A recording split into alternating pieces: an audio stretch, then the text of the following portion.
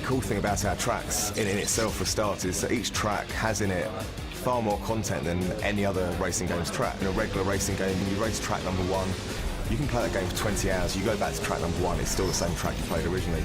And in split second, as you go through the game, you can unlock these new power plays. And we also have lots of split routes that are opened by triggering explosions in the environments and destruction.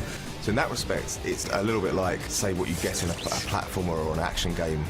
Being encouraged to revisit areas somewhere in the game and finding the new content. As you're going around the lap, different things are happening to you. The designers are introducing different features. Each lap isn't the same, each lap changes. I decided to kind of think a bit more out of the box and think about some environments that could really offer up truly spectacular moments rather than just the average stuff that you see in most games. The dockyards, airports, you know, it's the sort of thing you don't really see in most racing games. What's really cool with the cars is that you start the game and as you go through it, you get given these 30 cars.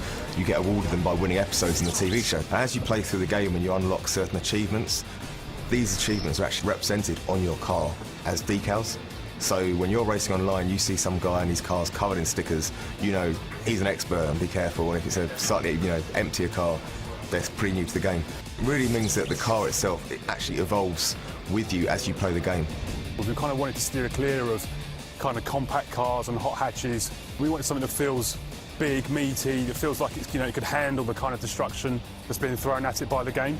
On top of that, we also wanted to kind of design them from the ground up as it's a TV show. So essentially the TV company have created these vehicles and they've also designed the vehicles so that they're as spectacular as they possibly can be when they crash or when they get hit by a building or by a ship or other vehicles.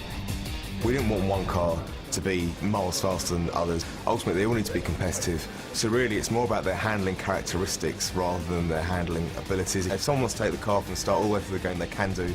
And like I say, because the stickers on the car are evolving with you and the bodywork, it'll show that you've invested more time with that car than someone who's just played through to get all the cars individually. It's a real, personalised experience.